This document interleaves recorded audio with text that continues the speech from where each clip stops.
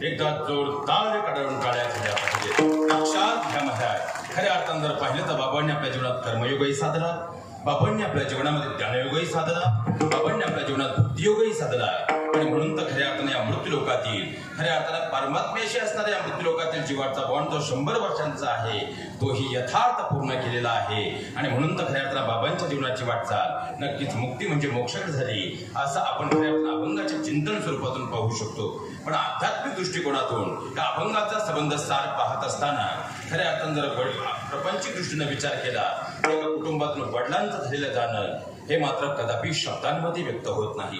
कारण खऱ्या अर्थानं जर पाहायला गेलं तर बाबांच्या त्यांच्या कुटुंबानं मग खऱ्या अर्थानं आदरणीय दादा असतील, आदरणीय खऱ्या त्यांच्या कन्या असतील, त्याचप्रमाणे त्यांच्या सुनबाई असतील, नातरुंड असतील, धर्मपत्नी असतील, संबंध खऱ्या अर्थानं जावई असतील, या सर्वांनीच बाबांची केलेली सेवा इथं बसलेल्या प्रत्येकानं अनुभवलेली आहे.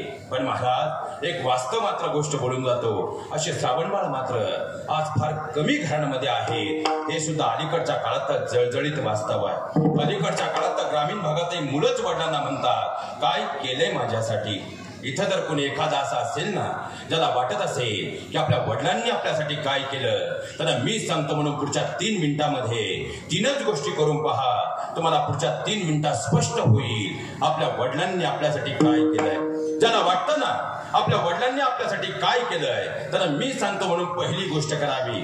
मागच्या संबंध 2023चा जर अभ्यास केला तर महाराष्ट्र सरकारने जी आकडेवारी खऱ्या अर्थाने फेब्रुवारीमध्ये घोषित केली त्या अनुषंगानं संबंध 2023 मध्ये आपल्या महाराष्ट्रामध्ये 6262 अर्भक एक दिवसाचं लेकरू आई हॉस्पिटल आणि नाल्याच्या कडेला बाळात्यामध्ये अनाथ म्हणून ठेवून निघून गेल्याच्या दुर्दैवी घटना घडल्या. ज्यांना वाटतं ना आपल्या आई वडिलांनी आपल्यासाठी काय केलंय तर मी सांगतो म्हणून कधीतरी एखाद्या मोठ्या हॉस्पिटलच्या नाल्याच्या कडेला जाऊन पाहावं. बाळात्यात ठेवलेलं एक दिवसांचं लेकरू ज्या लेकराच्या अंगावरची लाली सुद्धा उतरलेली नसते आणि जीवाच्या आकांतानं ते लेकरू मात्र टाहो फोडत असतं. अरे त्या लेकराचं वय पहा, आज आपलं वय पहा. त्या लेकराच्या जीवनातलं एक दिवसांचं दुःख पहा, आज आपल्या जीवनात असणारा वर्तमानातला आनंद पहा. त्या लेकराचं उद्याचं अनाथमय भविष्य आठवा आणि आज आपल्या आई वडिलांनी घडवलेलं उद्याचं आपलं सुरक्षित भविष्य क्षणभर आठवा. क्षणात पडून चुकेलो आपल्या आई वडिलांनी आपल्याला काय केलं. ज्याला वाटतं ना आपल्या माता पित्यांनी आपल्यासाठी काय केलंय. आता शिरूर मार्गे येताना पाहिलं मग 2 ठिकाणी रस्त्यांची कामं चालू आहेत. त्या नवरा बायको दगडी फोडतायत आणि त्यांची 10-10 वर्षाची लेकरं सुद्धा अनवानं पायाने या पावसामध्ये पडणाऱ्या उन्हामध्ये दिवसभर ती टोपली डोक्यावर घेऊन त्या रस्त्यावर टाकतायत. आणि त्या लेकरांचं वय पहा, आज आपलं वय पहा. या वयात त्या लेकरांचे कष्ट पहा, आज आपल्या जीवनात असणारा वर्तमानातला आनंद पहा. त्या लेकरांचं उभं कष्टमय भविष्य क्षणभर आठवा आणि आपल्या आई वडिलांनी घडवलेलं उद्याचं आपलं सुरक्षित भविष्य आठवा. क्षणात कळून चुकेलो आपल्या आई वडिलांनी आपल्याला काय दिलंय. त्याला वाटतं ना आपल्या माता पित्यांनी आपल्यासाठी काय केलंय. मी सांगतो म्हणून का तरी एकदा अनाथ आश्रमाला नक्की भेट देऊन या. खऱ्या अर्थात त्या अनाथ मुलांच्या डोळ्यात डोळे घालून त्या लेकरांचं दुःख पहा, वर्तमानातलं खऱ्या अर्थानं भविष्य पहा आणि उद्याचं अनाथपणाचं भविष्यही आठवून पहा. त्या जागेवर आज आपण कुठं आहोत याचा फक्त क्षणभर विचार करा तरी क्षणात पडून चुकेल आपल्या आई वडिलांनी आपल्याला काय दिलंय. महाराज तुम्ही पुरातन काळापासूनचा अभ्यास करा. जो घरात जर आनंदाचा क्षण असेल तर उमऱ्यात आईला पुढे आनंदाने उभं करतो. पण कुटुंबावर जर कधी दुःखाची काळरात्र आली तर स्वतः मात्र ढाल बनून दोबा टाकतो. कारण तो फक्त बाप पप्पा डॅडी नसतो तर घर नावाच्या पंढरीमध्ये दुःखाच्या विटेवर उभा असणारा साक्षात तो आमच्या घरातला श्रीहरी विठ्ठलस्त असतो. अहो पुरातन काळापासूनचा अभ्यास करा. माझं लेकरू वनवासाला जाणार म्हणून थाय मोकळून रडणारी कौशल्या माता प्रत्येकाला ज्ञाता. पण माझं लेकरूला खऱ्या अर्थानं वनवासाला जाणार माझ्या जगण्याचा आधार संपला म्हणून बसल्या जागेवरच प्राण सोडणारे राजा दशरथ मात्र आमच्या लक्षात राहत नाही शोकांतिका.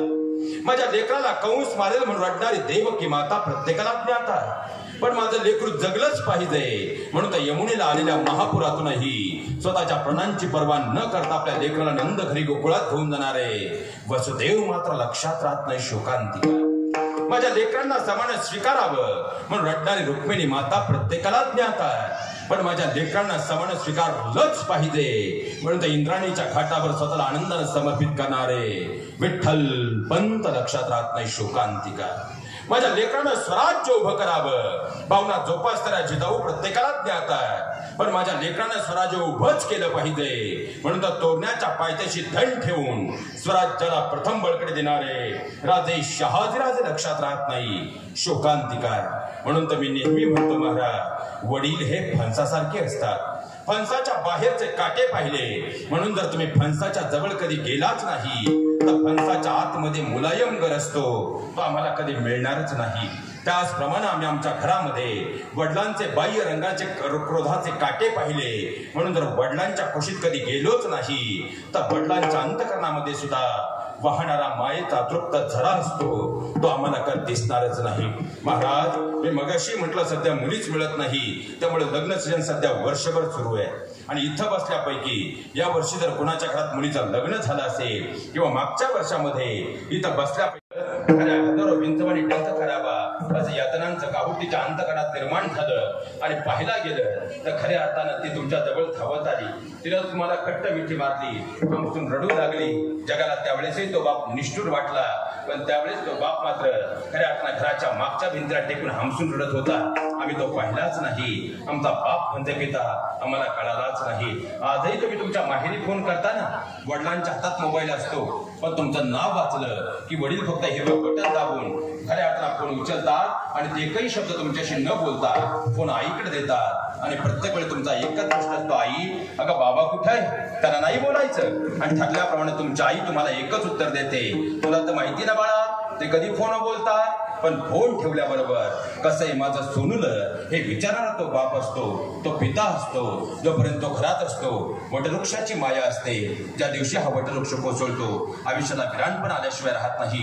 या कुटुंबातून 1 वर्षापूर्वी हा वटवृक्ष कोसळला. दयाघना परमात्म्याला एकच विनंती करूया, हे दयाघना परमेश्वरा, वाटीभर दूध मागणाऱ्या भूमंडूला तू समुद्र भरून दूध दिलं, वडिलांची मांडी मनात धुवाला तू आढळ स्थान दिलं, त्याप्रमाणे बाबांना तुझ्या चरणावर अखंड जागा दे. ही परमात्म्याच्या चरणावर या ठिकाणी प्रार्थना करतो. पावसाचं वातावरण आहे, वेळेची मर्यादा आहे आणि 12 वाजून 1 मिनिटांचा समाप्त झालेला आहे. वारकरी दंड संहिते आधारे भक्ताने वेळेचं भान पाळणं हे भक्ताचं कर्तव्य आहे. एकदा प्रेमानं भजन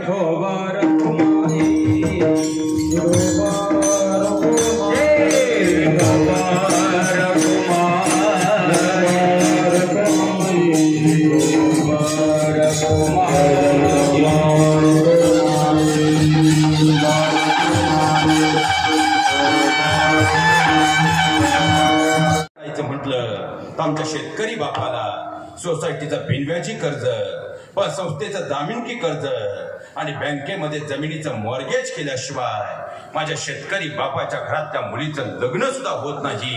ही आजची जळजळीत वास्तवता आहे. अहो, बापाची नजर लेकीवर गेली आणि बापाला जाणीव झाली आपली मुलगी उपवर झाली. त्या बापानं पायातला 2 किलोचा धुंडा झिजवला आणि भेटणाऱ्या प्रत्येकाला सांगू लागला, दादा एखाद चांगला मुलगा असेल तर सांगा बरं, लेकीचं लग्न करायचं आहे. उंदा पाहता पाहता 1.5 महिन्यांचा काळ निघून गेला. शेतामध्ये ऊसतोड चालू होती. बाप माघा तिथं उभा होता आणि त्याच वेळी त्याच्या खिशातला मोबाईल खणानला. आमच्या शेतकरी बापानं फोन कानाला लावला. फोन पाहुण्यांचा होता आणि पाहुणे उत्तरले, दादा अहो एक चांगला मुलगा आहे, एक चांगली पार्टी आहे, तुमच्या लेकीच्या आयुष्याचं सोनं होईल बरं. पण दादा पाहुणे म्हणतात उद्याच पाहिलं यायचे तुमच्या लेकीला. आणि एवढे शब्द या शेतकरी बापानं ऐकले आणि हातातला कोयता जागेवर टाकला आणि तो धावत धावत तुमच्या आईच्या जवळ आला. तुमच्या आईला सांगितलं, रुक्मिणी अगं तुझ्या लेकीला पाहिला उद्या पाहुणे येणार ग, सगळी तयारी करून ठेव बरं. माझ्या बहिणींना आजही तुमचा साक्षीगंध झाला. तो दिवस आताही वर्तमानात डोळ्यासमोर आठवून पहा. सकाळी 11:30ची वेळ होती. पाहुणे घरात बसले होते आणि मुलगी चहाचा ट्रे घेऊन पाहुण्यांच्या समोर आली. आज बापाची पहिल्यांदा नजर लेकीच्या हातातल्या चहाच्या ट्रेवर गेली आणि माझं लेकरू माझ्यापासून दूर होणार म्हणून पहाडासारखे असणाऱ्या बापाचे डोळे सुद्धा अलगे डबडबले गेले.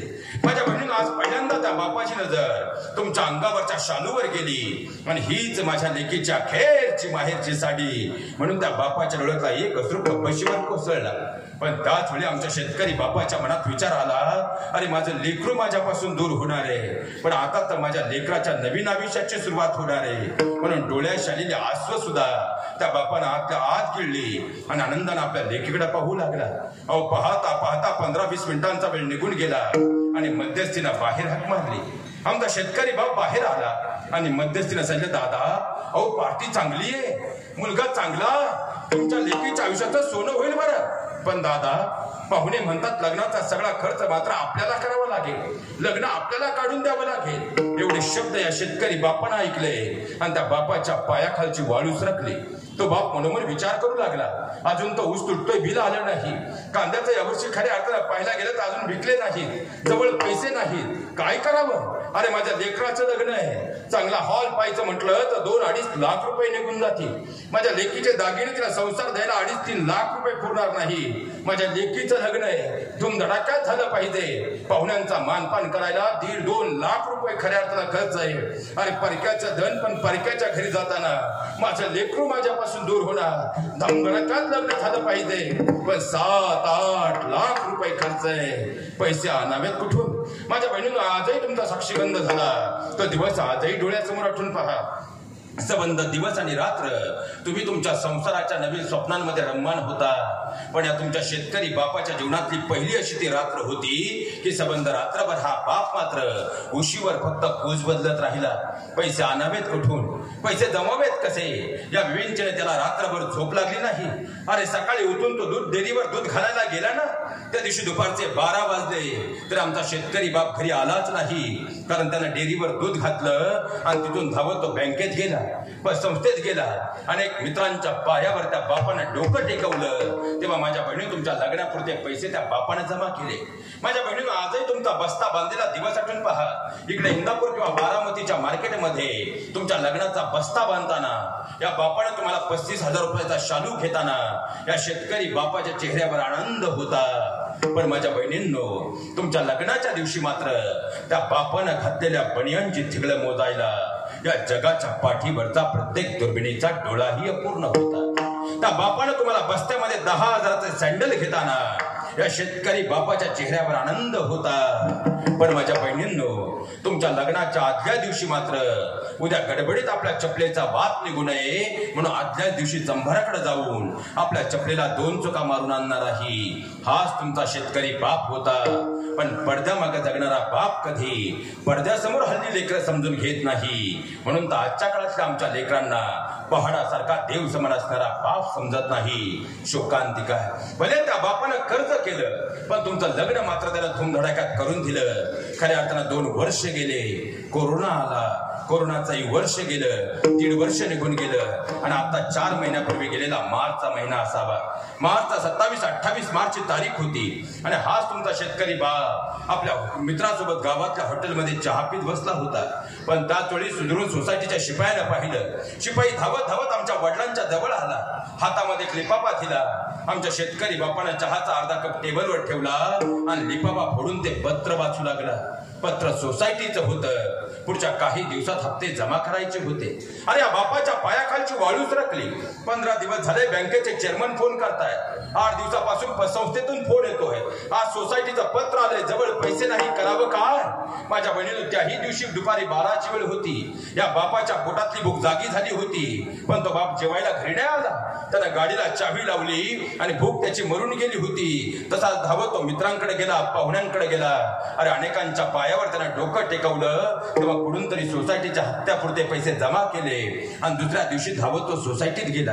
हप्ता भरला आणि चेअरमन साहेबांना हात जोडून झाले, चेअरमन साहेब नव्याचं जुनं करून घ्या बरं, पैसे आले की सगळे एकदा भरून टाकेल.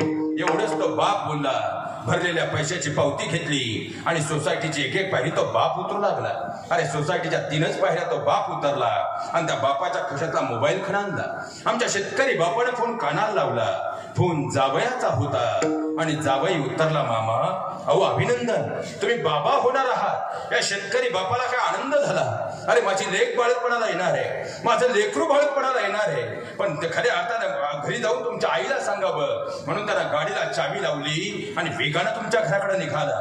पण माझ्या बहिणींनो, तुमचं गाव, माझं घर म्हणजे गावापासून 1-1.5 किलोमीटर दूर असणार.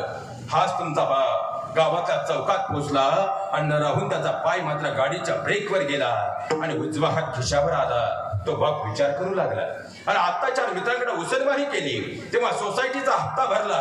माझी लेक बाळतपणाला येणार आहे, माझं लेकरू बाळतपणाला येणार आहे. पण सरकारी दवाखान्यात न्यायचं म्हटलं तरी मेडिकलला 5-10 हजार जवळ हवे. पण माझ्या खिशात उगे 2,000 रुपये. काय करावं? त्याही दिवशी तो बाप घरी आला.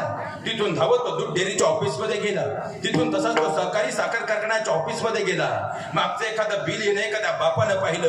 अरे त्याला मी बळीराजा म्हणून डोक्यावर घेतो. पण त्या दिवशी तुमच्या त्या शेतकरी बापाला खऱ्या अर्थानं अवघे 7,000 जमा करायला सुद्धा दुपारचे 2-3 वाजले. कुठून तरी त्या बापाने पैसे जमा केले. धावत घरी आला. तुमच्या आईला सांगणार, रुक्मिणी अगं तुझी लेक बाळतपणाला येणार आहे ग. पण तो बाप काही बोलायचा.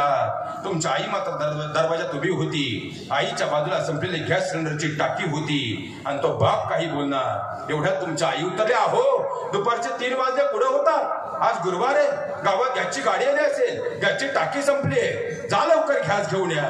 माझ्या बहिणींना आजही आठवून पहा. त्या दिवशी खऱ्या तुमच्या या शेतकरी बापानं एक वेळ तुमच्या आईकडे पाहिलं, दुसऱ्या वेळेस संपलेल्या गॅस सिलेंडरच्या टाकीकडे पाहिलं आणि तिसऱ्या वेळेस बाजूला पडलेल्या सरपणाकडे बोट दाखवून सांगितलं, आजपासून ते सरपण जाळ, जोपर्यंत माझ्या लेकराचं बाळपण सुखरूप होणार नाही, तुझी घरची टाकी सुद्धा मी आणणार नाही. माझ्या बहिणीनं आजही तुमच्या बाळपणाचे माहेरचे 2 महिने आठवून पहा. तुम्ही तुमच्या बाळपणासाठी माहेरी होता. दुखलं खुपलं तुमची आई तुम्हाला कुशीत घेत होती. बाप मात्र शेतात राबत होता. दुपारी 12 वाजता जेवायला आला की हात धुताना एकच प्रश्न विचारायचा, बाळा तब्येत बरी आहे ना? आणि पुन्हा शेताकडे निघून जायचा. जगाला दुरून तो बाप पाहिला, जगाला निष्ठुर वाटला. पण माझ्या बहिणींनो, त्याच तुमच्या बाळपणाच्या 2 महिन्याच्या काळात हाच तुमचा शेतकरी बाप तुम्ही सगळे झोपल्यानंतर रात्रीच्या 12 वाजता आपल्या हुंदक्यांचा आवाज घरात कुणाला येऊ नये म्हणून डोक्याखाली सुशी तोंडात घालत होता आणि अंगावर 2 चादरी घेऊन आतल्यात हमसून रडून देवाला सांगत होता, देवा माझं आयुष्य माझ्या लेकीला दे, पण माझ्या लेकराचं बाळपण सुखरूप होऊ दे. पण तो बाप अंधारात रडला म्हणून तर जगाला दिसलाच नाही. म्हणून तर बाप म्हणजे पिता खऱ्या अर्थानं आम्हाला समजलाच नाही. वेळ अधिक झाला. शेवटच्या फक्त 3 मुद्द्यांवरती येतो. माझ्या बहिणींनो, आजही खऱ्या तुमची बाळपणाची रात्र आठवून पहा.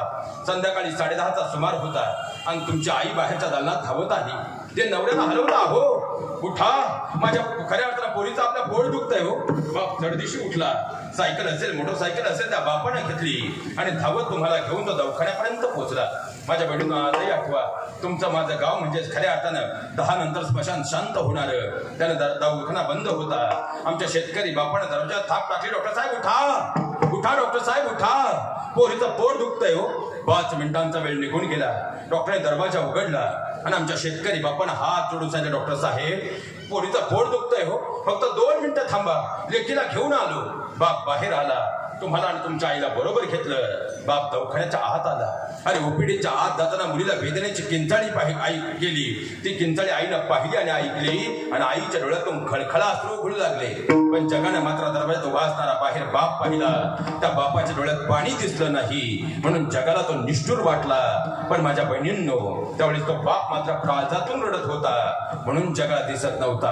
कारण इथं बसलेल्या प्रत्येकानं कधी ना कधी आपल्या आईला रडताना पाहिलंय. पण इथं बसलेला असा एकही नाही ज्यानं स्वतःच्या वडिलांना आजपर्यंत कधी हमसून रडताना पाहिलंय.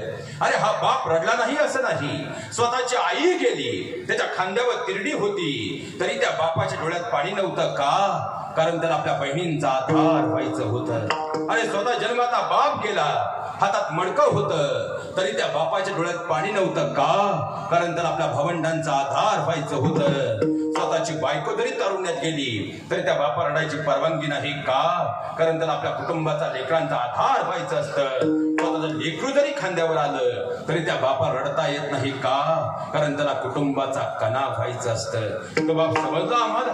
अहो खऱ्या अर्थानं माझ्या बहिणींनो, आजही तुमची बाळपणाची रात्र आठवून पहा. सकाळी 5:45चा सुमार होता. तुम्ही शुद्धीवर आला. तुम्ही शुद्धीवर आलात ना, तेव्हा तुमच्या डाव्या बाजूला पाळण्यात तुमचं गोंडस लेकरू होतं. तर उजव्या बाजूला खुर्चीवर तुमची आई बसलेली होती. पाहता पाहता 7:30 वाजेपर्यंत तुमचा नवरा पेढा आणि बर्फीचा भाव घेऊन दवाखान्यात आला होता. खऱ्या अर्थानं दुपारचे 10 वाजे सकाळचे 10 वाजेपर्यंत तुमची बहीण तुम्हाला भेटायला आली होती. दुपारी 1:30 वाजेपर्यंत तुमचे सासरे खऱ्या अर्थानं दवाखान्यात होते.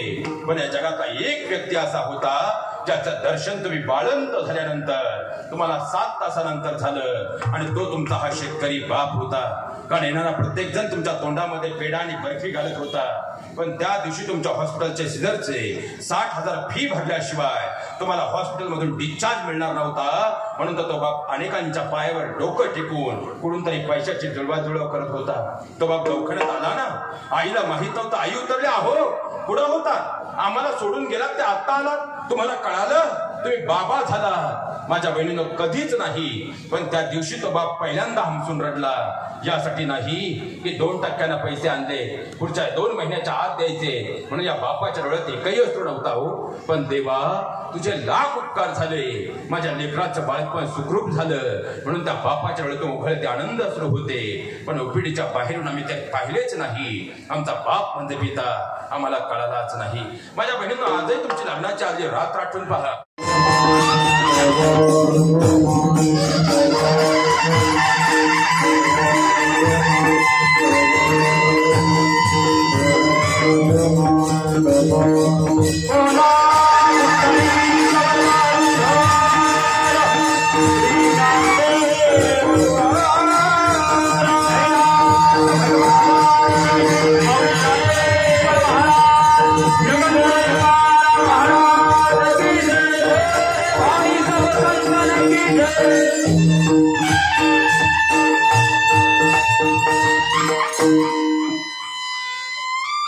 बऱ्याच एकच टेन्शन आलं, अजून विठोबा रुक्माई नाही. 12 वाजले. आता आम्ही रोज चेहरेच वाजतो महाराज. आता महाराज 12:30 होतात की काय. पण पुण्यस्मरण विधीचा असा नियम आहे की वक्त्यानं वेळेचं भान पाळणं हे वक्त्याचं आद्य कर्तव्य आहे. 12:05 आपल्याला थांबायचंच असतं आणि त्याबाबत मीही प्रचंड आग्रह आहे. त्यामुळे काळजी करायचं कारण नाही. चिंतन निरूपण सेवेकरता निवडलेला भंग आपुल्या हिता जो कसे जागता धन्य माता पिता तयाचिया. खऱ्या अर्थानं माझ्या कुटुंबाकडून हा होत असणारा सोहळा, कारण परमात्मा जर पाहायचा असेल तो माता पित्यांच्या चरणात आहे हे आम्हाला संत परंपरा आणि परमात्म्यानेही सांगितलेलं आहे. आणि आपल्या हिताच्या ठिकाणी हे कुटुंब जागा आहे, पण ते आईबाबांनी दिलेले संस्कार आहेत म्हणून तर धन्यता माता पित्यांना आहे. आणि अशी खऱ्या अर्थानं माता पित्यांचे संस्कार असतात तेव्हा जी लेकरं निपजतात. खरं पाहिलं गेलं तर कुळी कन्यापुत्र होती जे सात्विक याता हर एक वाटे देवा. पण देवाला हर्ष व्हावा असं ते काय करतात. गीता भागवत करीती श्रवण अखंड चिंतन विठोबाचे. मुखात खऱ्या अर्थानं विठोबाचं चिंतन असतं. विमान उभय पण जायची तयारी नसते म्हणून खऱ्या अर्थानं गीतेतले कर्मयोग ज्ञानयोग भक्तियोग साधत ते आपल्या जीवनाचा भागवताचा मृत्यूचा राजयोग सुद्धा साधतात. आणि अशी ते खऱ्या अर्थानं पुत्र असतात. तुका म्हणे मज घडो त्यांची सेवा परी माझ्या दैवा. युट्यूबकडे 4 चरणांचा भावार्थ पाहत असताना बोलण्याच्या ओघात जर एखादा चुकीचा शब्द गेला असेल तर मुलगा या नात्याने मला क्षमा करा. योग्य वाटलं ते मात्र काळजात करून घ्या एवढी अपेक्षा व्यक्त करतो. आता फक्त 2 गोष्टी बोलून जायच्या. सध्या खऱ्या अर्थानं पुणे जिल्ह्यामध्ये एक नवीन फॅड आलाय. गेलेल्या व्यक्तीचा फोटो घरात ठेवू असं बऱ्याच ठिकाणी फॅड आलंय. जर तुमच्याकडे असेल तर आजचा दिवस थांबतो. कारण ज्यांना असं वाटतं गेलेल्या व्यक्तीचा फोटो घरात असू नये त्यांना गेलेल्या व्यक्तीची संपत्ती सुद्धा चालता कामा. बरोबर. कारण पितृदोषाचं खऱ्या अर्थानं जर सगळ्यात महत्वाचा विधी असेल तर पितृदोषात तुम्हाला शेवटच्या खऱ्या अर्थानं मागच्या 3 पिढ्या विचारल्या जातात. आता जेवढे खऱ्या अर्थानं आपले टोपीकर आहेत हे सांगू शकतील, पण घरात मागच्या पिढ्यांचे फोटो जर राहिले नाही तर पुढच्या पिढ्या सांगू शकतील का. आणि घरोघरी पितृदोष आल्याशिवाय राहणार. आणि दुसरी महत्वाची गोष्ट कुटुंबातर्फे एकच विनंती करतो, महाप्रसाद घेतल्याशिवाय कोणी जाऊ नये. मी वर्ष श्राद्धाचं खात नाही, मला ते जमत नाही अशी कुणाच्या डोक्यात जर खुलचट संकल्पना असेल तर येताना मला 2-3 ओढे लागले आणि शेजारी धरणही आहे. ह्या संकल्पनेचं गाठोडं माझ्याकडे बांधून द्या, मी जाताना टाकून देतो. याचं कारण आहे महाराज. तुम्हाला दोष देऊन काय करता, आमचंही तेच आहे. आता आम्हाला जर तुमच्या घरातलं या दिवशीचं अन्न चालत नसेल तर आम्हाला पाकिट कसं चालतं.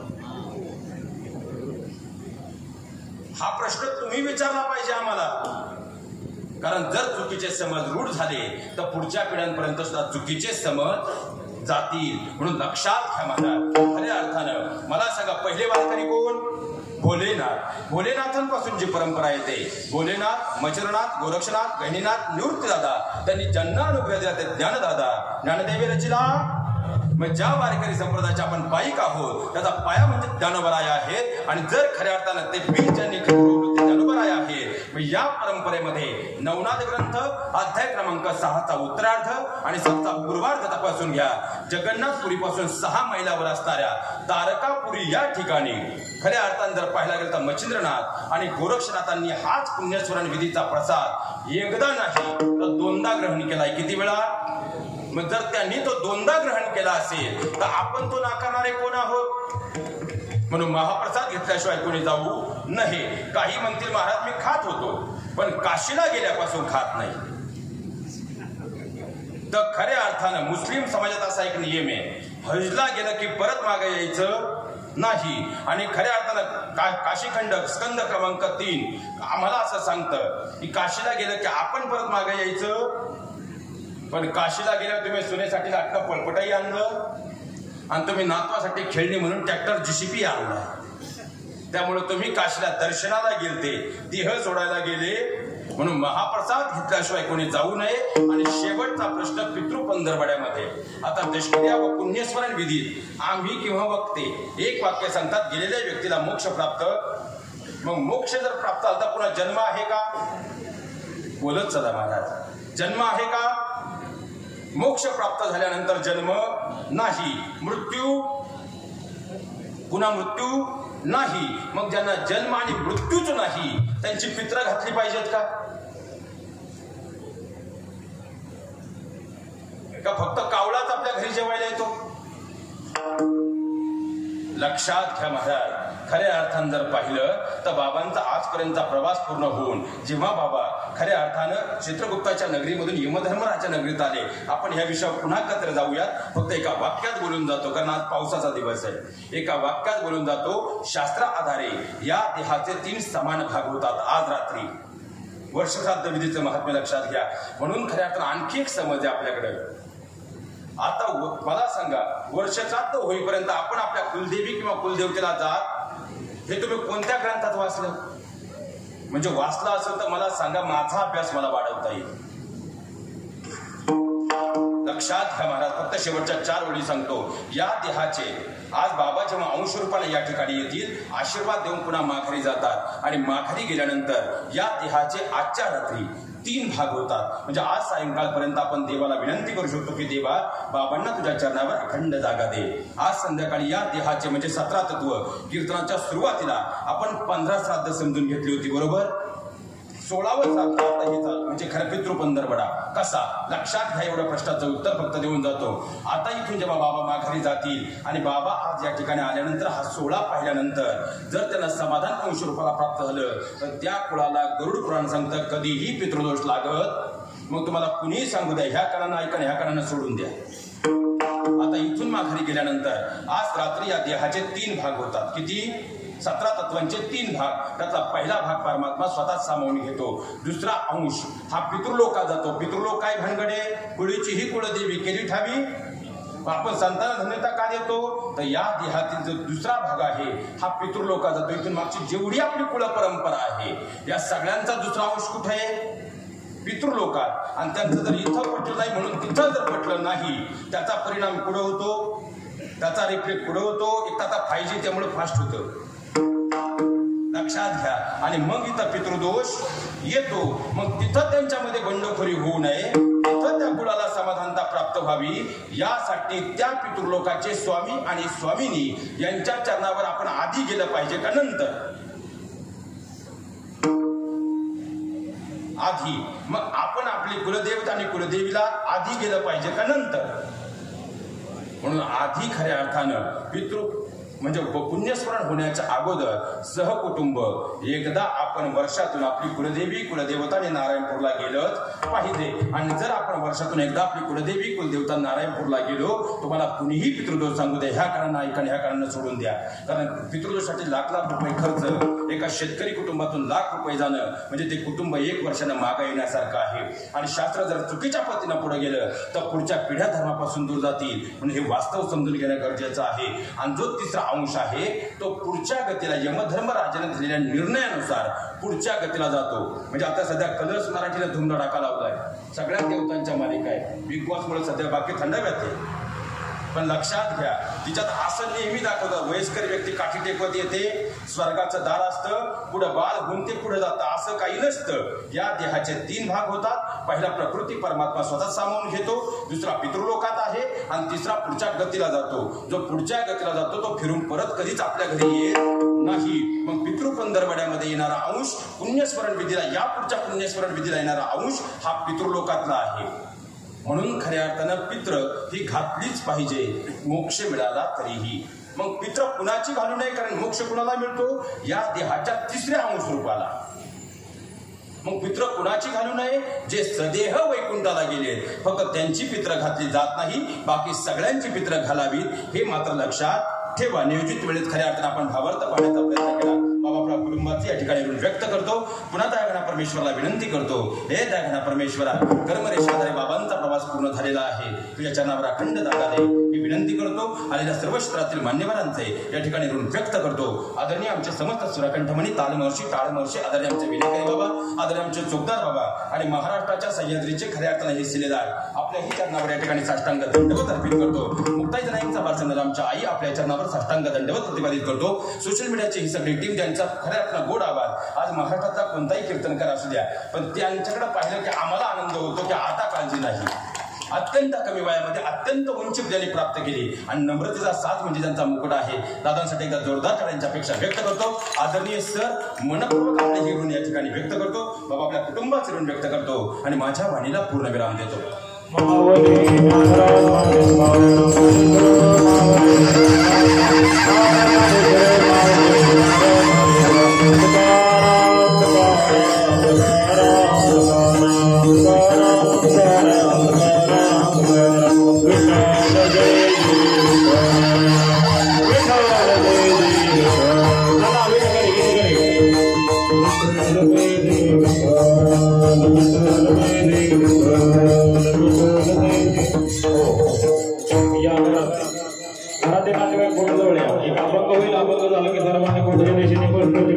आम्ही जातो तुम्ही कृपा